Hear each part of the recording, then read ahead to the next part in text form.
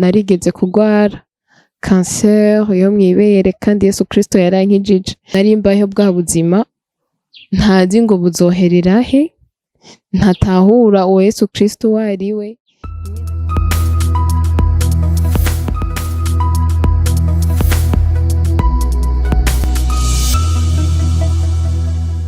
Shalom shalom bakunzi ba Burundi Gospel TV, turabaramukije twongera tubaha ikaze kuri uno munsi tukaba turi kumwe n'umuririmbyi umukozi w'Imana, aho twamusanze aho aba. Mbere yuko tugira byinshi tuyaga nawe, reka tumuhe umwanya yidondora. Kaze.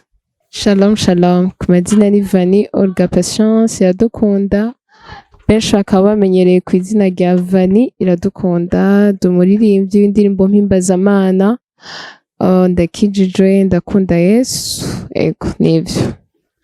Mbega ku batazi Vani Iradukunda babwira iki? Yavukiye hehe? Mu muryango w'abana bangahe?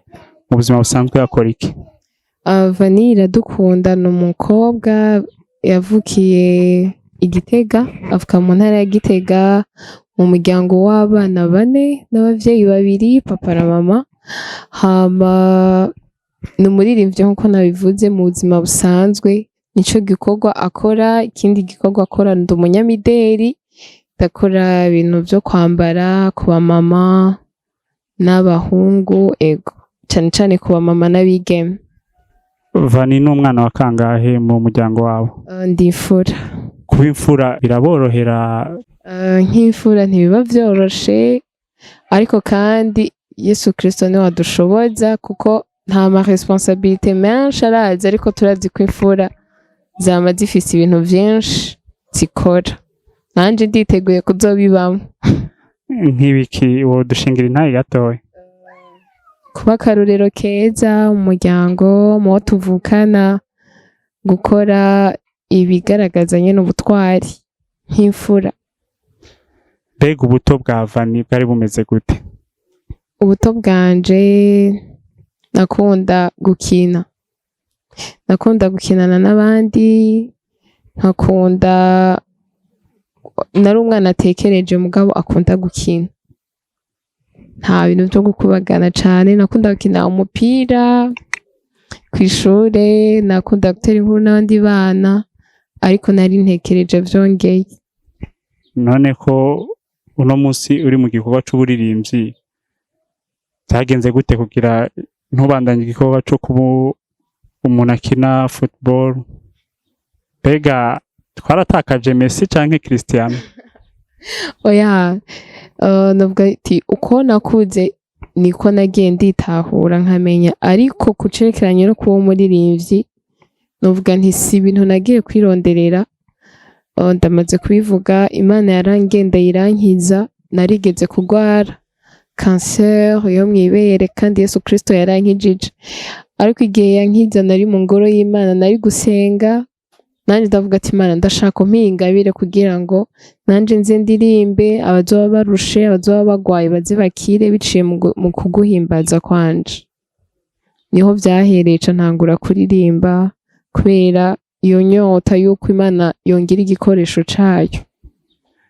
Utubariye yuko Imana yagukijije kanseri, wodushingira intahe gatoya? Mbega byatanguye gute gushikaho ukiri iyo kanseri, kugira nujya atizera amenye ko Imana ikora kandi ikiza? Imana irakora, irakiza kuva kera n'uno munsi. Ubwa mbere niyumvira ko bijya tubona muri Bible yuko ari inyandiko gusa zisanzwe, atari ibintu ari vyo. Novuga nti Imana ahubwo yashatse kunyemeza ko ibishoboye, ibikora ariyo kandi yabikoze. Naragwaye, sinari bwaje kwa muganga, ariko nari mfise bijya bimenyetso presque vyose vy'umuntu agwaye cancer. Nariyagaza, impuzu yankora ko nyene nkababara, nkagira amadureur menshi, ngira utu allergie, ibintu nk'ivyo. Rero kubera zirya nkuru zo muri Bibiliya zanditse, ca ndasenga vuga ati Imana, nyimba bino bintu warabikoze, warakijije aba bantu, turabona muri Bible waragwaye ubutinyanka imyaka myinshi, wari ku kidengeri Betesida, barya bose Yesu Kristo yakijije, wari impumyi, ndavuga yimba ibi warabikoze, nanje ndashaka unkize ino ngwara. Sinari bwaje kwa muganga ngo ndayimenye, ariko ico gihe nagiye muri louange y'adoration ko tuyimenyereye mu ma église atandukanye, ngenda ariko mfise uwo mutima wo gusaba Imana ati inkize. Shitseyo nicaye inyuma aho abandi bahaguruka baririmba, jewe nari ndiko ndarira nsaba Imana inkize, ndavuga ndashaka ungendere no munsi unkoreko unkize. Nta majambo menshi nari mfise mvuga mugabo ni exprima uko jewe nyene ndavyumva, sero umubabaro nari mfise. Umupasiteri wo muri iryo shengero arahaguruka avuga ko hariho ikintu Imana imweretse, ariko uwo mwanya yahagurutsemwo wari umwanya wo bariko bararirimba, louange ntiyari bwahere. Caravuga ati Imana imweretse ko hariho umwana w'umukobwa ahari akiri muto agwaye cancer yo mw'ibere, avuga ko Imana inkijije, avuga sisubire kurira ahubwo shima Imana ko yankijije. Guhera aho ububabare buca burahera, mera neza, mbaho ubuzima bwiza, ya ngwara iragenda irakira. Rero nuko ndabishimira Imana, Yesu aracakiza. Umuntu agerageje kukumviriza yumva yuko wari ufise ububabare utari bwaje kwa muganga, mbega wamenye gute ko ari kanseri, canke wamenye ryari ko ufise iyo kanseri? Je nari mfise ubwo bubabare n'ivyo bimenyetso, muga sinari ndabizi ko ari kanseri, ko sinari bwaje kwa muganga. Ariko kugira ndabimenye n'uwo mupasteur yabihishuriwe akabivuga ati Imana iragukijije kanseri yo mw'ibere. Avuga vya bimenyetso nari mfise, numva ni jewe, kumva bari mw'ishengero ry'abantu benshi, kandi canyemeje ko ari jewe nyene, nuko ntasubiye kugira vya bimenyetso gushika n'ubu. Murakoze cane. Mbega wamenye Yesu Kristo nk'umwami n'umukiza ryari? Byari bimeze gute?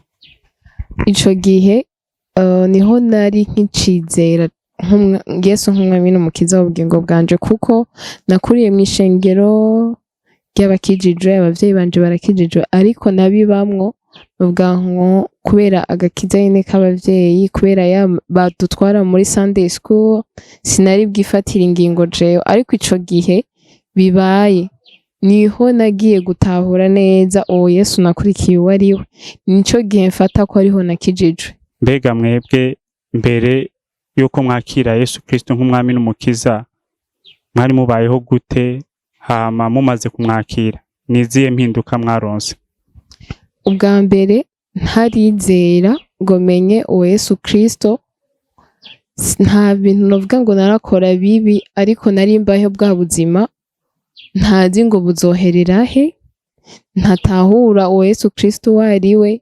Bimwe nagenda mw'ishengero nkaririmba mvuga ati ni kubera nyene mfise ingabire, ni kubera ko nyene ndi oblige kuja gusenga, sinosigara muhira abandi bagiye gusenga. Ariko inyuma yaho naratahuye ico arico agakiza, ndamenya ko gukorera Imana nibi, ndamenya yuko ntegerezwa gukurikira uwo Yesu Kristo, nkagendera mu nzira ziwe zo kugororoka, nkamwizera, nkamuha umutima wanje akanyobora muri vyose. Ubu rero ikintandukanya na kera nuko nzi yuko uwo nakurikiye hariho igihugu c'isezerano azonshikanamwo co mw'ijuru. Murakoze cane. Tubabona muri abaririmbyi, mbega mwamenye ryari ko mufise ingabire yo kuririmba? Ubwa mbere navyo ko nari sanzwe ndi muri chorale, nakuriye muri Sunday school, urumva tuba turi muri iyo chorale ukaririmba. Ariko ingabire yo kwandika no kumva ko notanga message ku bandi bikagera kure, vyavuye kuri ico kintu Yesu Kristo yankoreye akankiza. Nifuje ko nanje nosangiza abandi ubutumwa bwiza. Hari abantu batazi ko Yesu akiza, hari abantu batamwizera, ubuzima bwabo ata sense bufise kubera barabuze uwo mwami Yesu. Rero igihe nasenga havuga ati Imana nanje ndashaka kungira igikoresho cawe, nkuko nakize hariho abantu bariko bararirimba, nanje hazagira abakira ndiko ndaririmba. Rero Imana navuga ati ni Imana y'amasezerano, yarabimpaye n'ukuri. Ntangura kusomye Bibiliya nkasanga ndiko ndaririmba arya amaverse mba nasomye, handi nkaririmba amajambo yiwanje, gutyo gutyo ingabire yagiye irakura. Nkuko yajeje kubitubarira, utubare yuko wakuriye muri Sunday school, ukurira muri chorale, ni igiki cagusunitse gukora carrière solo?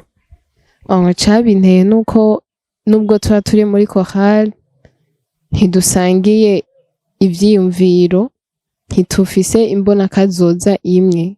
Hariho abavuga ati ndiko ndaririmba kubera ko ndyoherwa ndi kumwe n'abandi. Hariho abandi bavuga ati ndashaka kuririmbira muri chorale kugira ndonke aho nkorera harya nyene mu rushengero. Ariko niyumviriye ko si mu rushengero gusa honyene bakeneye ubwo butumwa bwiza, hariho abandi bari kure bashobora kumviriza radio bakavyumva, bashobora kuwatsa televiziyo bakabona ubwo butumwa bikabashikira vyoroshe, kandi iyo usohora indirimbo bigera kure kurusha uko woja kuririmba mu rusengero honyene. Ubundi bwo no mu rusengero ndacaririmbamwo muri chorale. Mbega gukora carrière solo no kuririmba muri chorale canke gukora nk'umugwi nizihe ntambamyi muhura nazo?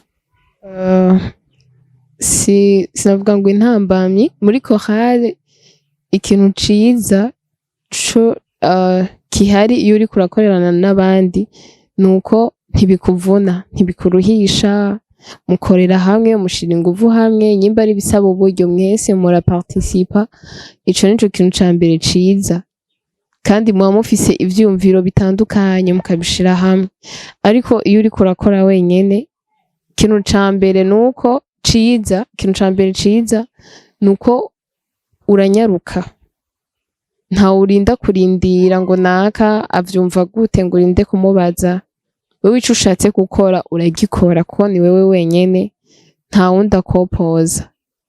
Intambamyi ihari nuko ibigusaba uburyo uba uri wenyene nyene, utaruse amasponsor, abantu batandukanye bagushigikire, ni wowe utegerezwa kwisopa, ntutegerezwa kumenya buri kimwe cose gitwara uburyo. Biraruhishanya, mu vy'ukuri biraruhishanya, ariko ni vyiza kuko ivyo wiyumvamwo nivyo usohora.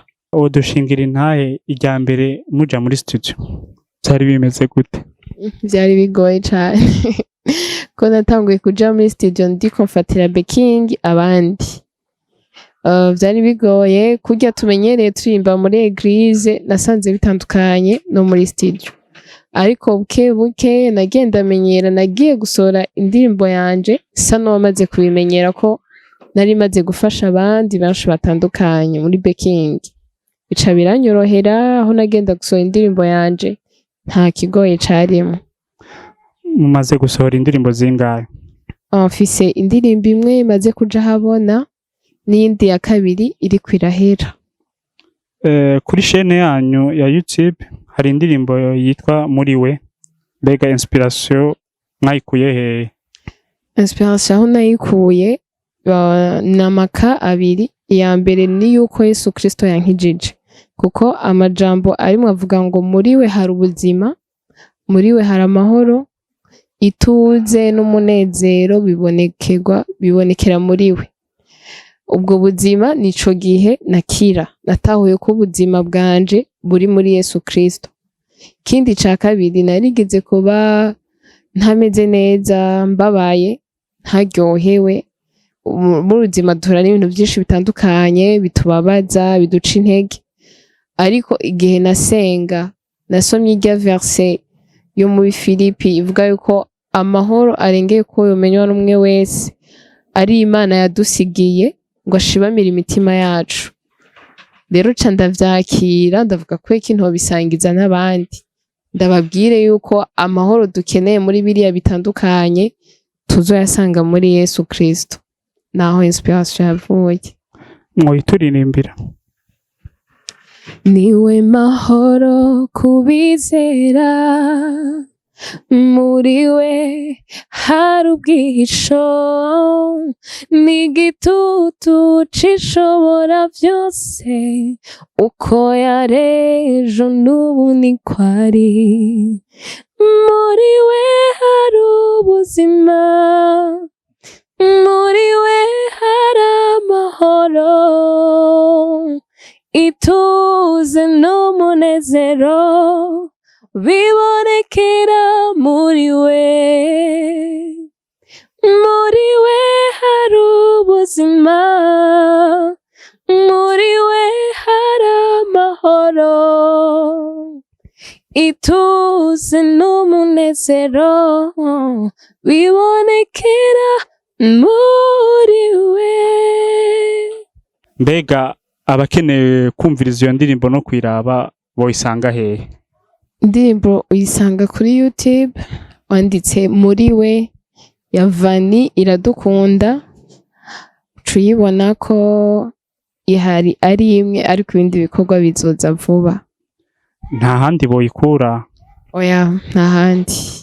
Mu mastudio twagiye turayitanga ku mastudio atandukanye, bagiye baja gufatisha indirimbo henshi irahari.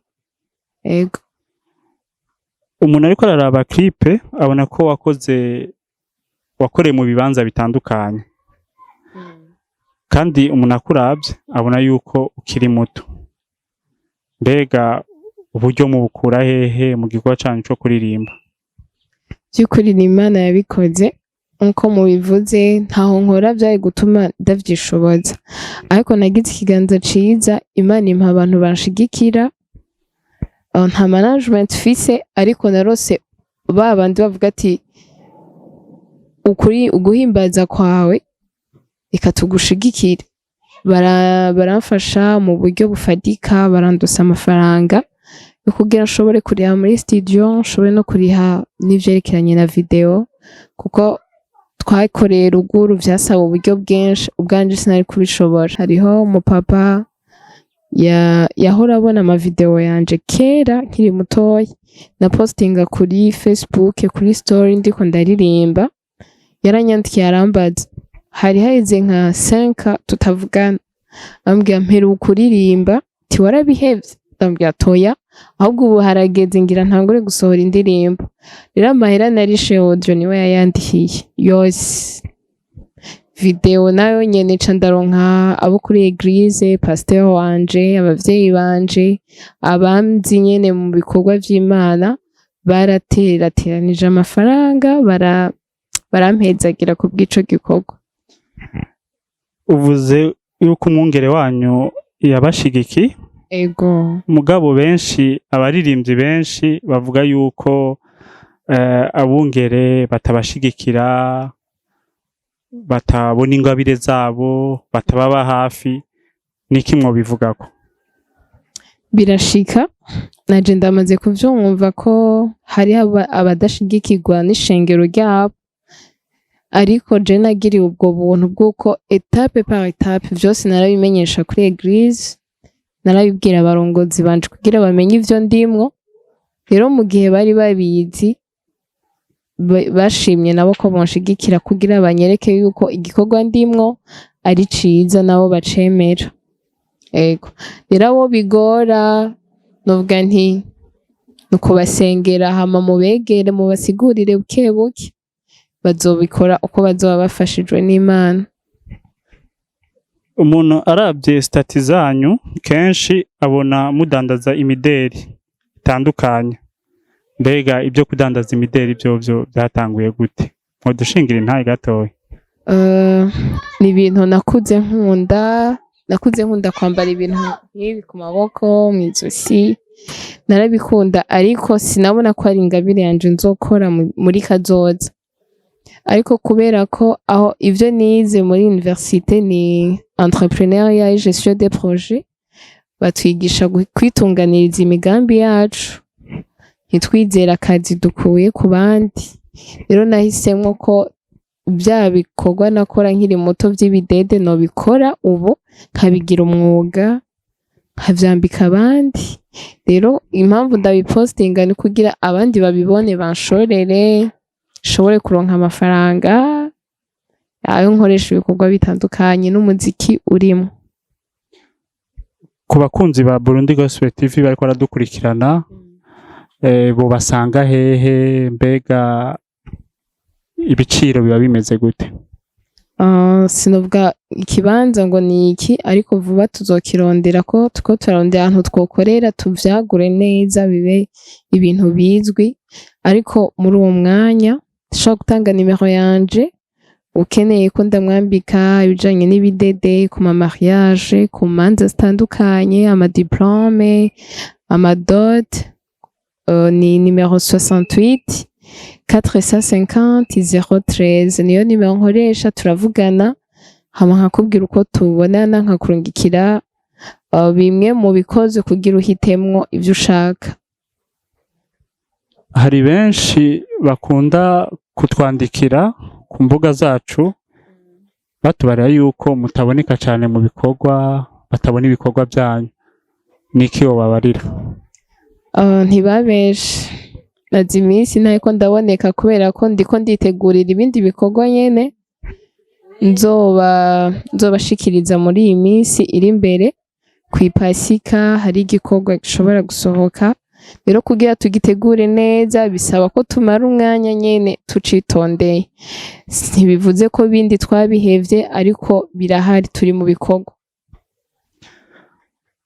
Mwoba mufise iyihe migambi muri kazoza? Umugambi wanje ni ukubandanya ivugabutumwa biciye mu gikorwa co guhimbaza Imana. Ica kabiri, kubikora nk'umwuga.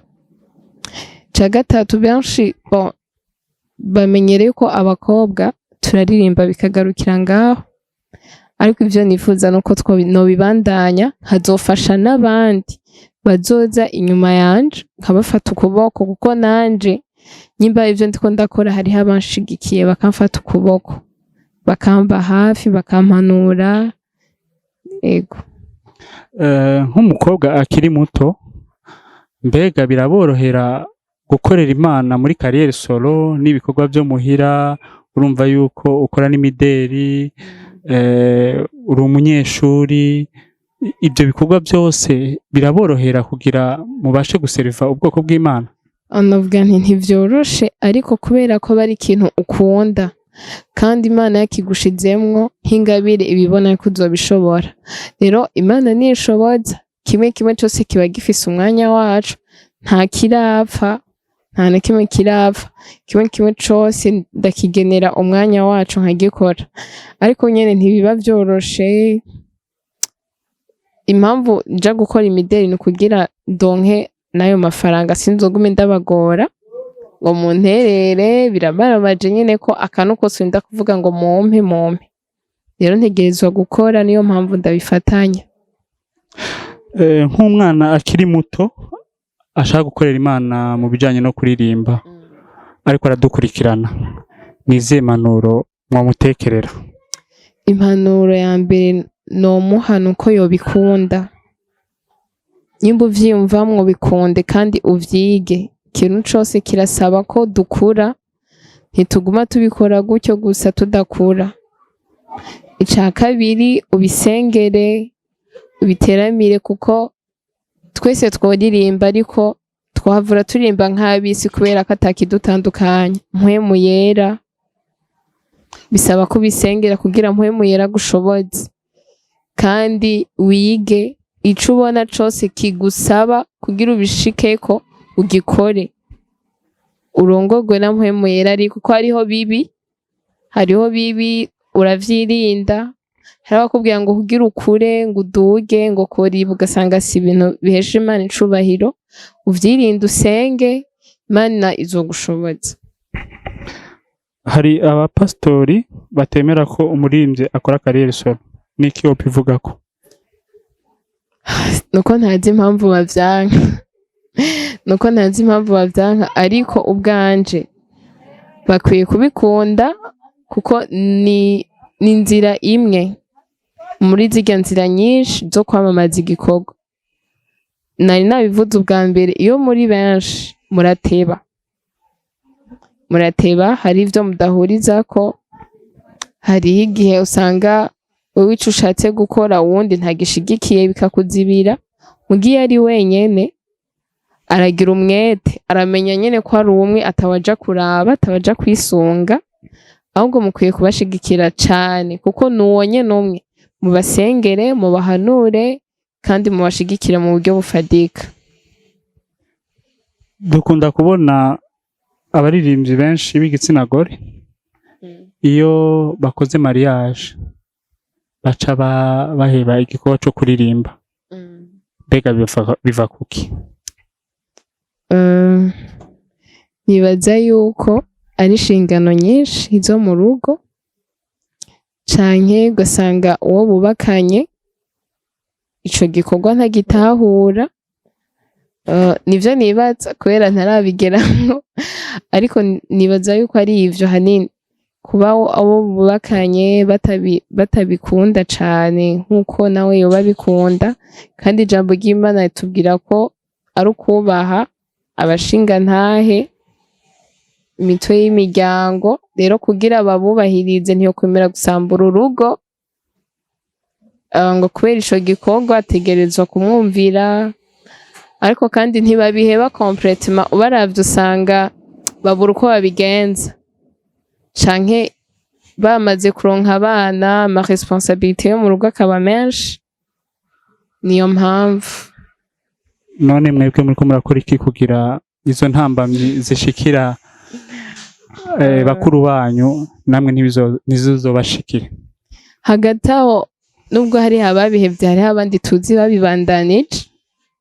Rero nibo tugerageza kwigirako, sindaba bananiwe, nisunga bariya babishoboye, nkabasaba impanuro nanje kugira nzashobore kubibandanya, nkanabisengera kugira Imana izompa urugo rutampagarika mu gikorwa c'Imana, ahubwo rutuma nkomera. Muriko murakora iki? Sa? Muriko murakora iki kugira ntibizobashikire? Ndabisengera, ndabisaba Imana kuko byose ni Imana ibitanga. Nuwuhe muririmbyi w'icitegererezo kuri mwebwe? Ngaha muri Afrika ndakunda James na Daniel, indirimbo zabo ko zanditswe biramfasha. Mu Burundi ndakunda Christian na Gad Nishimwe, ariko kandi mpora numviriza nabo muri Joyous Celebration. Sinkunze gukurikirana umuntu umwe, numviriza abatandukanye kugira nanje nige ndabigireko, ko ndacirondeza niho ngitangura ndacirondeza. Rero numviriza abatandukanye, sifise umuntu umwe nkurikirana. Nga mu Burundi nta numwe wakuze ukurikirana, nta numwe urabirako? Apollinaire, indirimbo ziwe n'ukuri guhera kera twakuze arizo baririmba mu maruanje, kandi ugasanga nyene ziraryoshe. Rero zaramfashije kuko hariho aho wasanga mu kwandika indirimbo ugasanga wagiye gutwara ya melodi ya za ndirimbo za Apollinaire uhora wumviriza.